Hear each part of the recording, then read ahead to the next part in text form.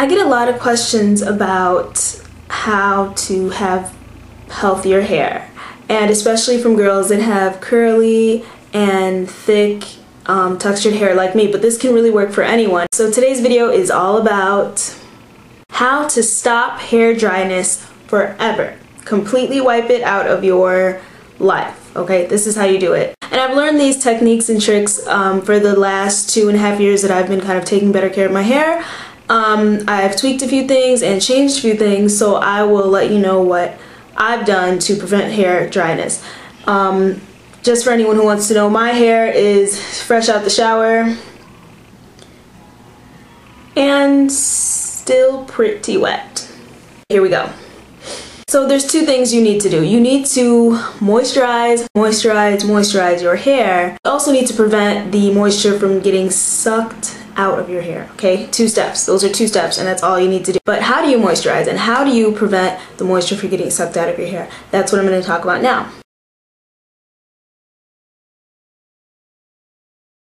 First thing, you need to moisturize, and you need to realize that moisturizing means to put water on your hair. It's as simple as that. It is not an oil, it is not a butter or a cream, unless it has some water mixed in with it. There are products and moisturizers that have water as the first ingredient, and that's definitely something that can moisturize your hair. I personally use this spray bottle with a mix of aloe vera juice, which is this brand, as well as Infusium 23 leave-in, and some water. That's what's in here. And I use this all the time. I spritz it with this mixture, and I do that every day, especially if I'm wearing like buns and stuff. Definitely do that every day because you need moisture every single day. Now, that's not going to cut it though a lot of the time, because moisture, it gets out of your hair, so you need to do something to lock it in. A lot of times I'll use this organic coconut oil. I got it from the grocery store, and basically oils help to lock in moisture into your hair. So coconut oil is good because it's super light, and the molecules of coconut oil are small enough to be able to penetrate your hair strands and really nourish them and lock in the moisture and act as added moisture, really. So that's always a good thing. You can always use other oils though. There's olive oil, there is grapeseed oil, and even avocado oil. That's just a few that I've tried, and I've tried all of them, but I kind of go back to coconut oil all the time because it's just like really light, and I like how it can get through to the hair strands. The other ones really can't, especially olive oil. The molecules are too big to really get in, but all of them do seal in the moisture, so all of them are good for this purpose. Okay, why do I use aloe vera juice? Aloe vera juice is good because I'm sure you guys have heard that it's good for your skin, and it's very moisturizing and calming and soothing. But not only that, it's also perfectly pH balanced in alignment with your hair. So I believe it's like 4.5 or 5 on the pH scale, which is leaning towards the acidic side, and that's perfect for hair and skin. What this does is creates balance, and when there's a good pH balance on top of your hair and your skin, it fights like bacteria and infections and stuff like that, as well as like, you know, blemishes and pimples that are caused from bacteria. So that's always good for skin. But for hair, it's good for your scalp, and it also helps to define your curls better, is what I found. Your hair curls up better and it's not as limp or frizzy, so I really love aloe vera for that. And it's just felt really good on my hair, so I know that it's working its magic.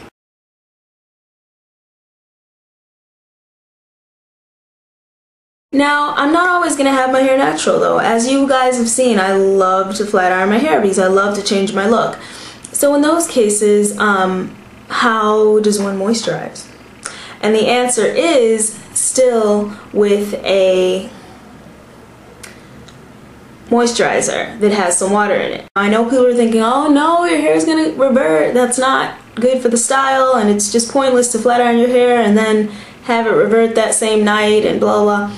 This is true. Water will revert your hair only if you put too much or you don't use it right. Now, first off, I'm going to say I do not use this spritz while my hair is flat ironed.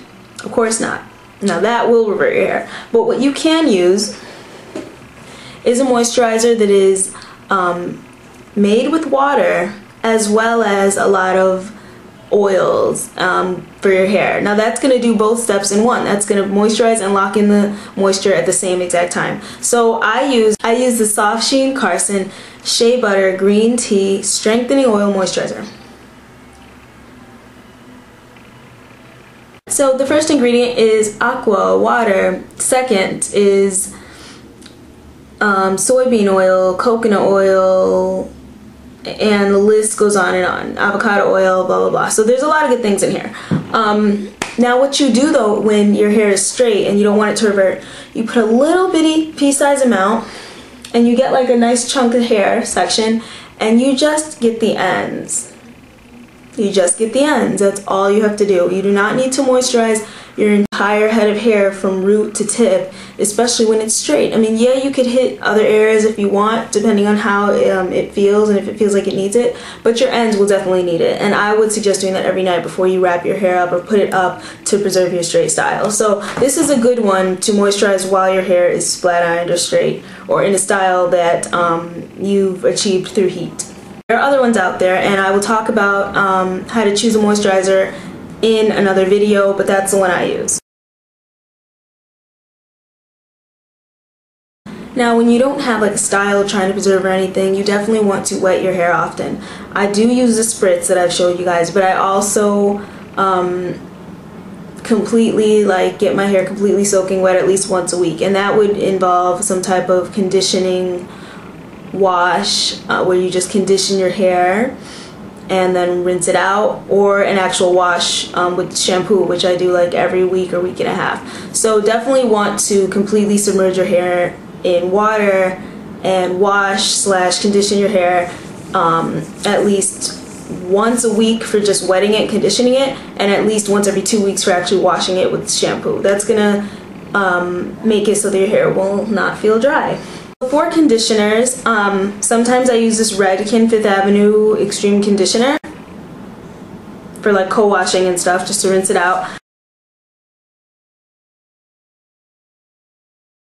Now you also need to deep condition.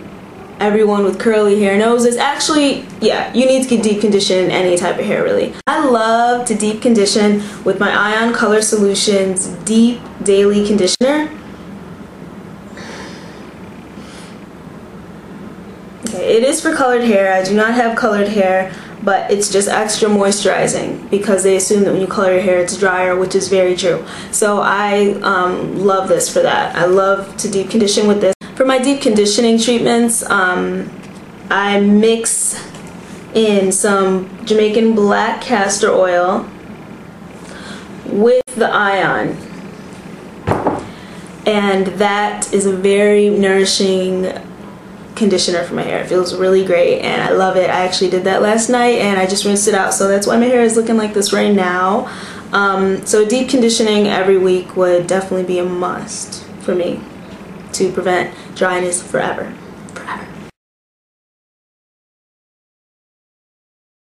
Now for shampoo, I did mention shampooing once every week or once every 2 weeks. For shampoo, unless you have a lot of product buildup and you've been using like hella products on your hair, I would suggest a non-sulfate shampoo. Non-sulfate shampoo will make it so that there are no harsh detergents or soaps in the shampoo, and it will not raise the cuticle of your hair. Now when you take a strand of hair, okay, and I'm not going to do this because I don't like to do it, but I'll just show you. Take a strand of hair, and instead of going down the shaft like this, go up and see how that feels. You can feel the resistance. You can feel that it doesn't feel as smooth going up the strand than it does going down the strand, and that is because you are raising the cuticle of your hair. Think of a fish and the scales.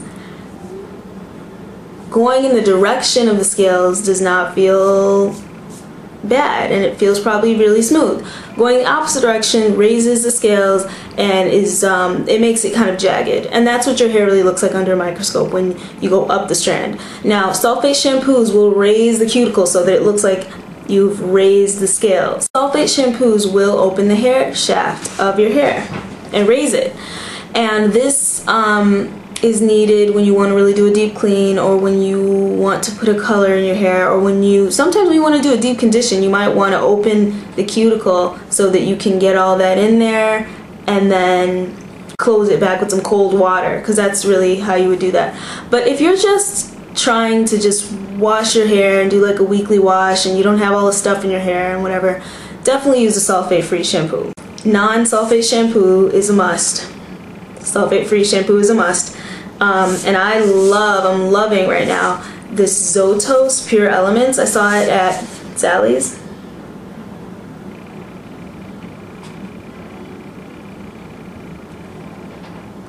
Sulfate-free shampoo. And side note, it smells really good. So that was another plus. And now we've gone over how to keep your hair moist and not dry, so we've gone over that. Now we need to go over how to maintain that supple, soft, moistened hair, and that would involve not subjecting your hair to drying conditions. The first drying, very drying condition that I can think of is to flat iron and blow dry and just use a lot of heat on your hair. Not saying that heat is bad, because I use it when I want to, but you have to realize what it's doing to your hair and see when your hair can take it. No one's hair is going to look good if they flat iron their hair every single day. It's just a given, okay? It's not going to look right because it's going to get dried out. But you can flat iron occasionally. For some people that's once a month, for some people that's twice a month, for some people that's once every 6 months. It really depends on what you feel comfortable with, so I can't tell you how often you can flat iron your hair. You just have to look at the state and the health of your hair. Now in the beginning of my healthy hair journey, I did not flat iron for like a really long time because my hair was damaged and it just gone through some color processes, and I used to flat iron it every day, so I knew that I need to give it a serious rest. So if you're at the point where your hair is breaking and not doing well, you really need to stop flat ironing for a really substantial amount of time. Like I did it for like 6 months, I didn't flat iron it because it was super damaged. Now, if your hair is in a good state, not breaking off, pretty healthy, like, I mean, my hair has gotten to that point now where it can really, I can say that I have really healthy hair and I'm really happy with it, then I can flat iron once a month and nothing bad will happen to my hair. It's not like I am permanently damaging my hair every time I flat iron, because I don't do it a lot and I take really good care of it in between anyways. So that's a big deal. That's the first drying process that you need to really get away from for a minute.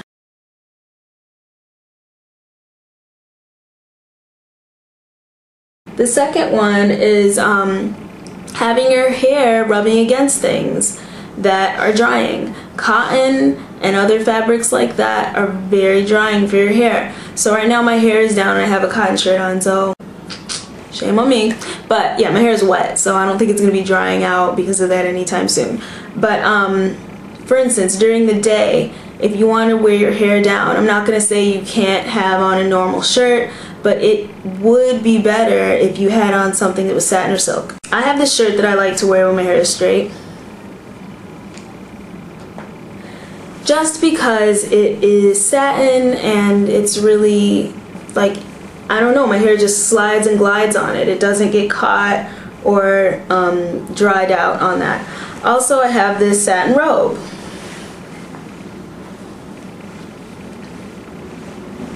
I like this for the same reason when I'm in the house.